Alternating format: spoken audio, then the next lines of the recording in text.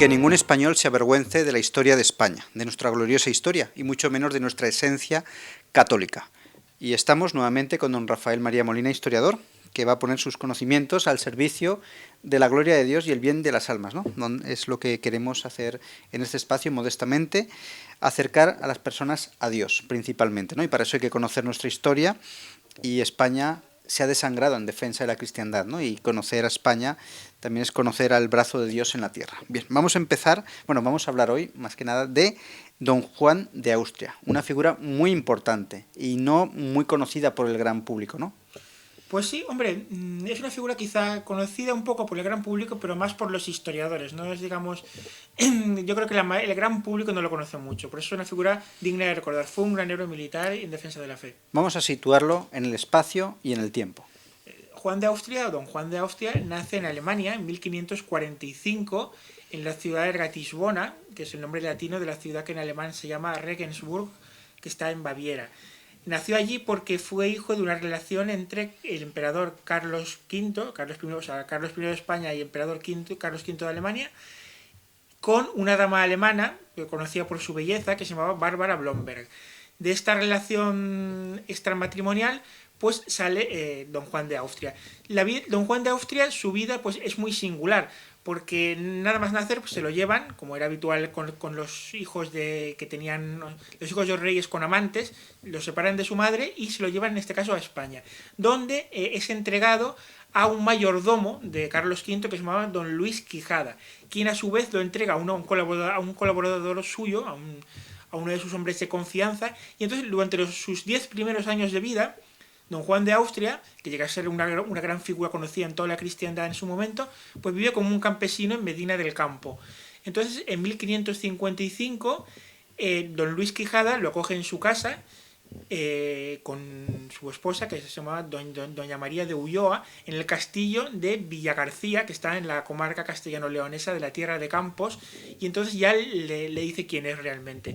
Y entonces, un año más tarde, don Juan de Austria, ya es un adolescente, conoce a su padre, que es el emperador Carlos V, en Yuste. Y entonces eso produce una escena muy emocionante de una famosa película muy bonita, Jeromín, de los años 40, porque él pensaba que se llamaba Jeromín al principio, cuando vivía como un campesino en los primeros años de su vida, y entonces conoce a su padre, y entonces realmente le revelan quién es, y es nombrado oficialmente hijo de Carlos V y hermanastro del rey Felipe II. Muy bonita la historia, recuerda un poco al famoso cuento del príncipe y el mendigo, ¿no? Sí, así es una historia muy curiosa, muy llamativa, muy interesante, muy emocionante, muy emotiva. Sí. Es muy importante en este infante español su infancia y su juventud, ¿no? Porque ciertamente es fuera de lo normal.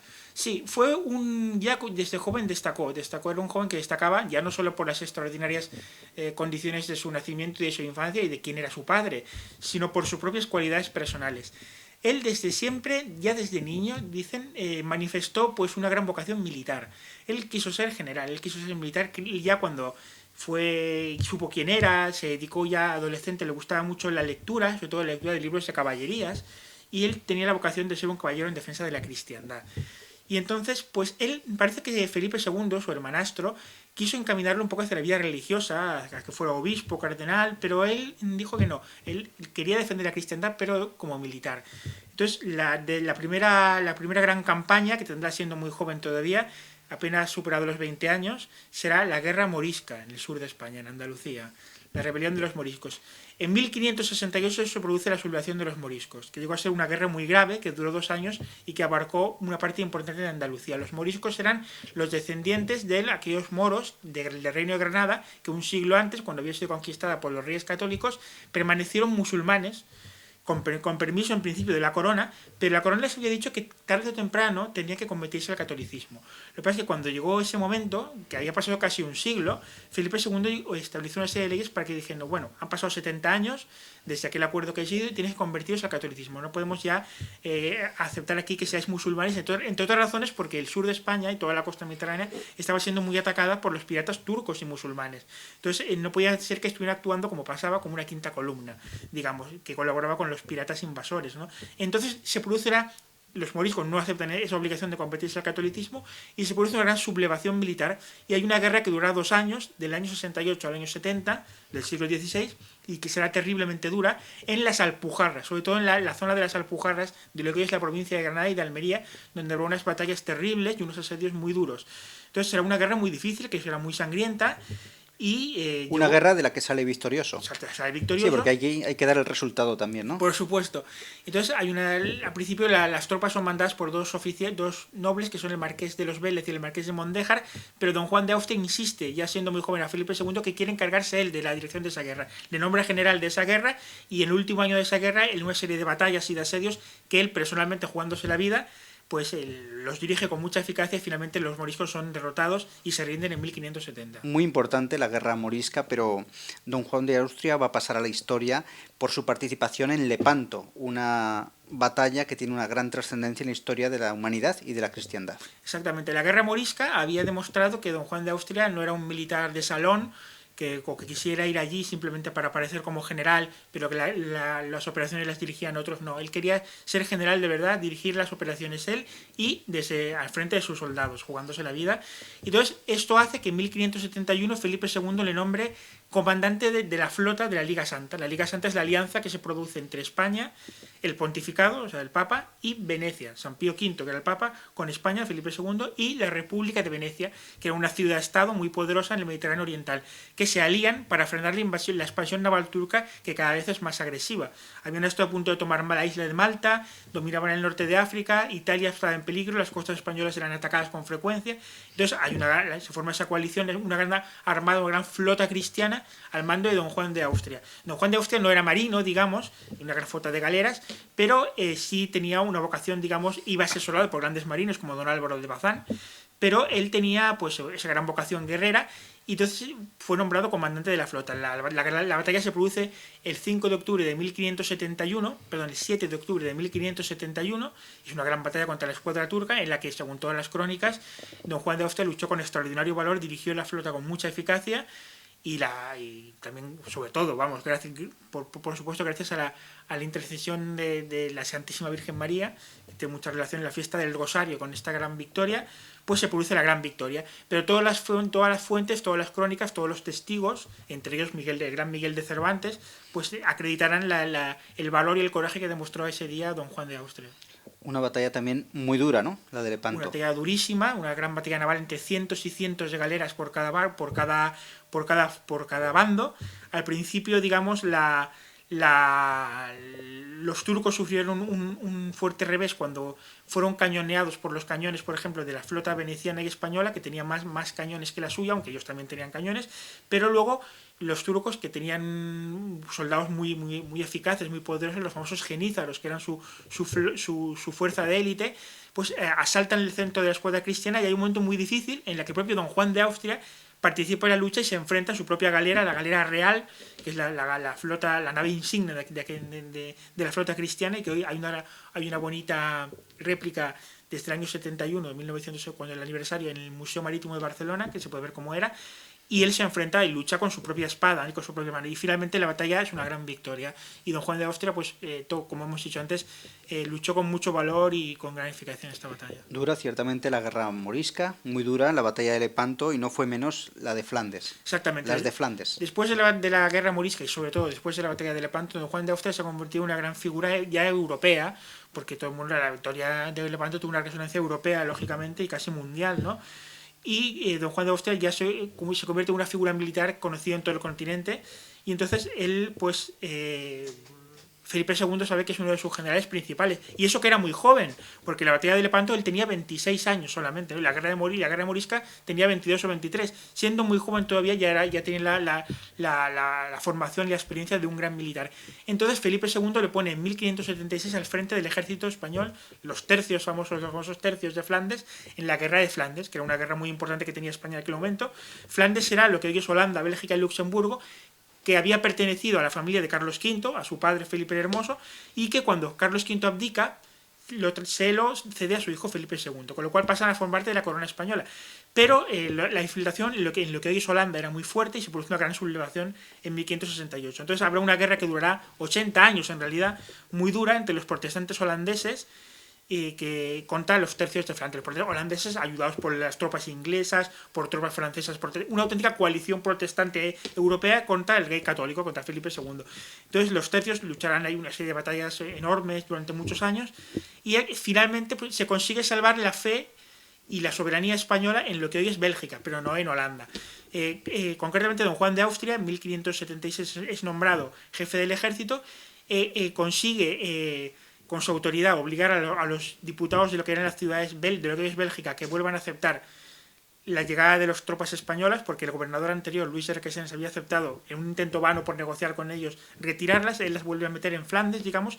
Entonces, en 1578, en enero, se produce una gran batalla, la batalla de Gembloux, en la que don Juan de Austria, con un estandarte muy parecido al que usó en la batalla de Lepanto, y él, una famosa frase suya que dijo, con este estandarte vencí a los turcos y con este venceré a los protestantes.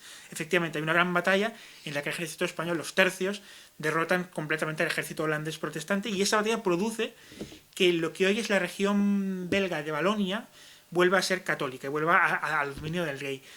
Pero don Juan de Austria estaba ya muy enfermo, a pesar de ser joven, y morirá poco después. Él llevó a Italia, como su hombre de a Flandes, como a su hombre de confianza, a otro gran personaje que es Alejandro Farnesio, que quizás se pueda hacer otro vídeo sobre él, que llegará a ser un gran político y un extraordinario militar, que logrará muchas victorias contra los protestantes holandeses, y era su sobrino, además era el sobrino, porque Farnesio era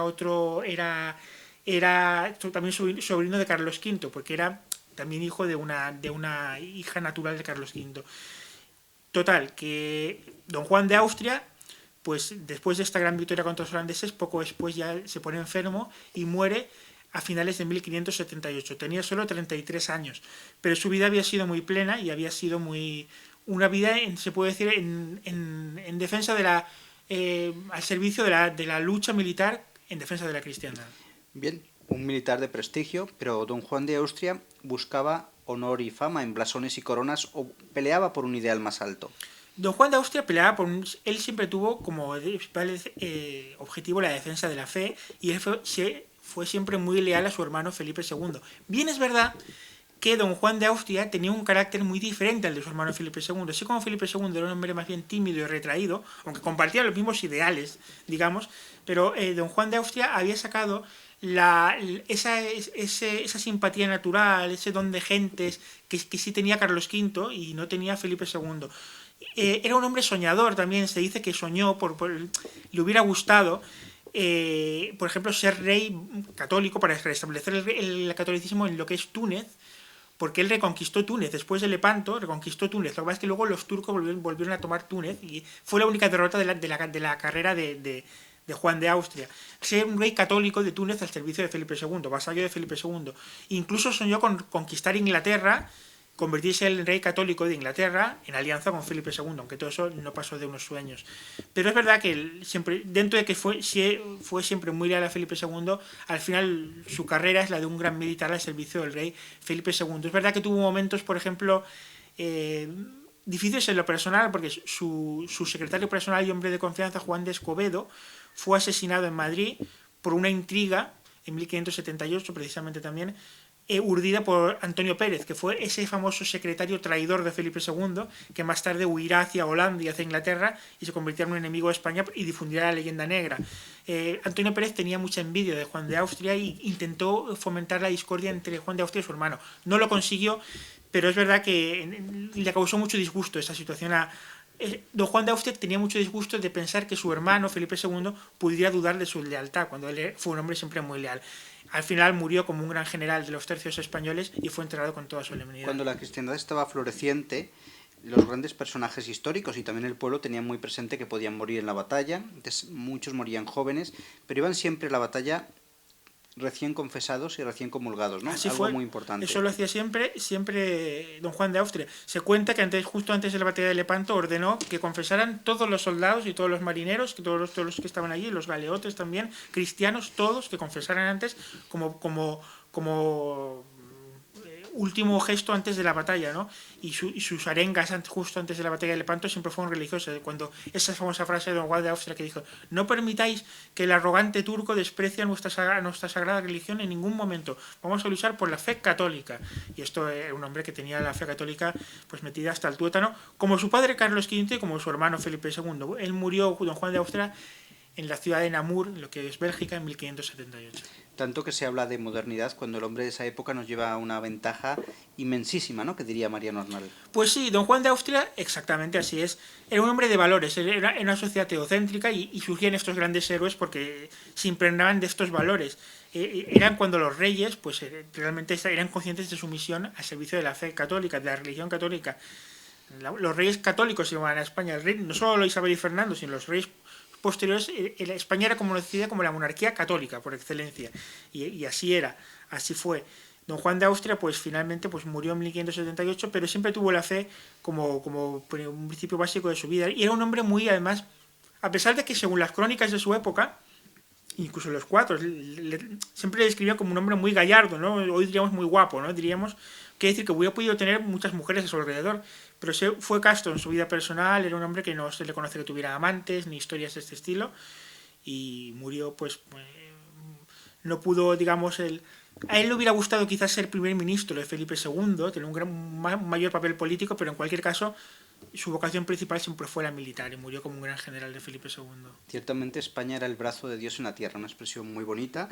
Y ya para ir finalizando vamos a pedir que nos recomiende algún libro, ¿no?, por si queremos conocerlo más en profundidad. Sí, hay un libro muy interesante para una aproximación al personaje que se llama Don Juan de Austria, héroe de leyenda, de José Antonio Vaca de Osma, que es un diplomático e historiador que ha escrito libros muy notables sobre la historia de España durante el siglo de oro.